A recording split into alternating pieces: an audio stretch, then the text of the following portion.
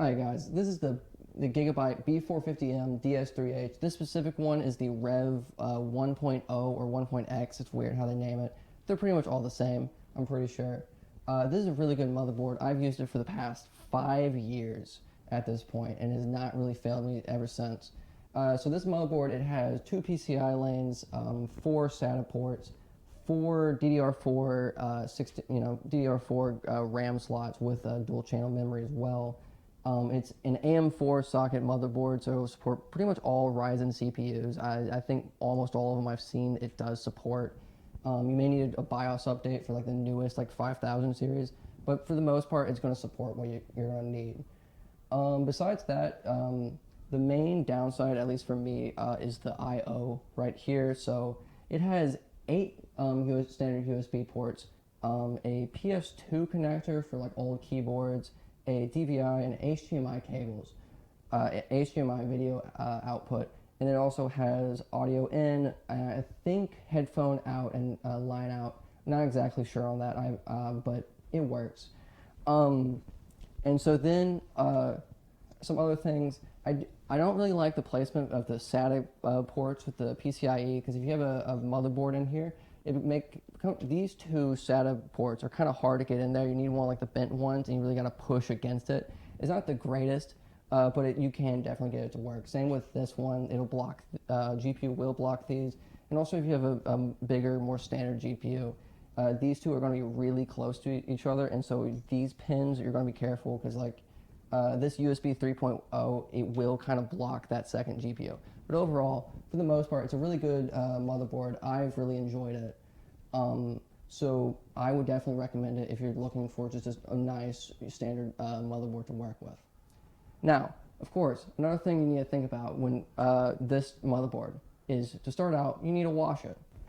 Alright guys, so the first thing you want to do when you're washing your motherboard is you want to get a nice good,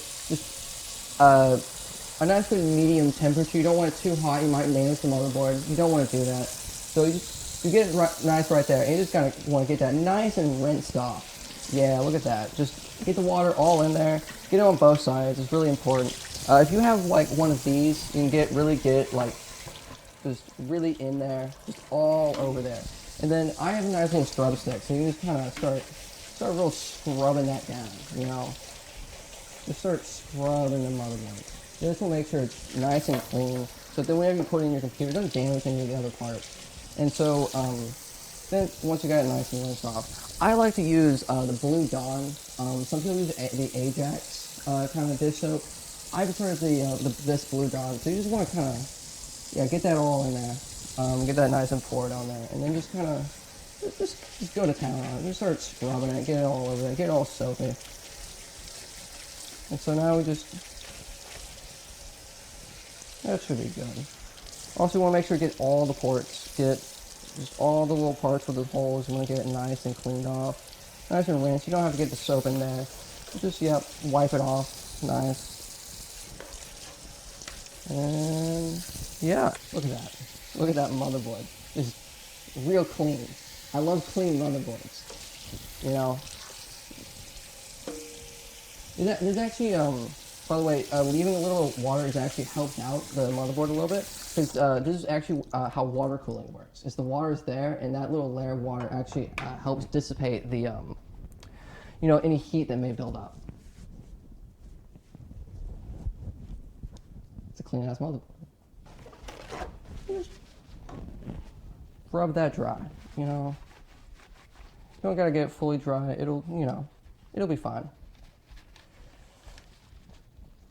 There's still some soap suds still in there. I'll get those out later, but now pretty much you get all the soap suds out, you get it nice, patted down dry. This motherboard is clean and ready to go into your computer. You don't have to be fully dry. In this state, even though it's a little damp, put it in there, it'll run perfectly. I'll see you guys next time.